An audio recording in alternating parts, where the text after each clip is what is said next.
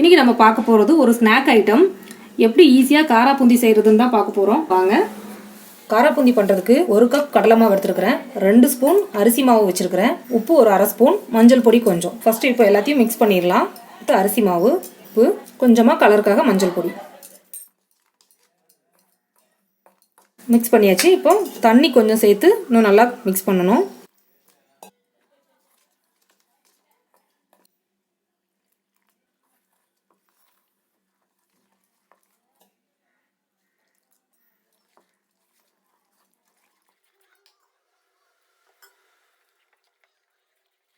பாருங்கள், கட்டி இல்லாத அளவுக்கு நல்லா கரைச்சாச்சு.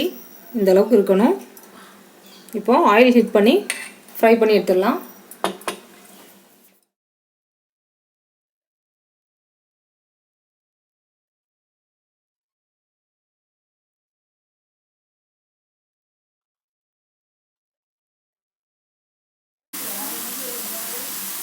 காரா பூந்தி நல்லா முத்து முத்தாக வந்திருக்குது.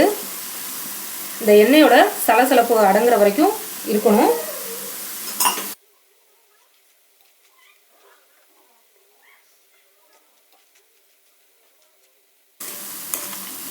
சவுண்ட் அடங்கிருச்சு. இப்போ நான் இதை எடுத்துடுறேன்.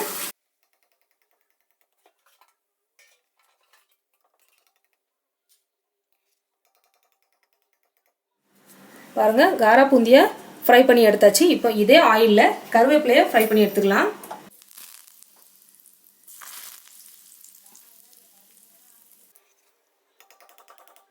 கொஞ்சமாக வேர்க்கடலை போடுறேன்.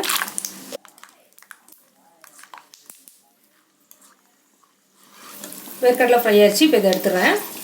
இப்போ நான் ஸ்டவ் ஆஃப் பண்ணிடுறேன். காரா பூந்தி ரெடி ஆயிடுச்சு. இப்போ இதுக்கு கொஞ்சம் மிளகாத்தூள் போட்டு மிக்ஸ் பண்ணணும். இப்போ நான் கொஞ்சமாக மிளகாத்தூள் போட்டு மிக்ஸ் பண்ணிக்கிறேன், காரத்துக்கு ஏற்ற மாதிரி.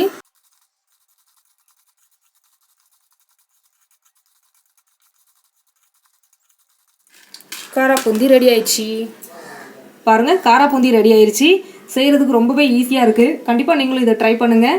வீடியோ பிடிச்சிருந்துன்னா மறக்காமல் லைக் பண்ணுங்கள்.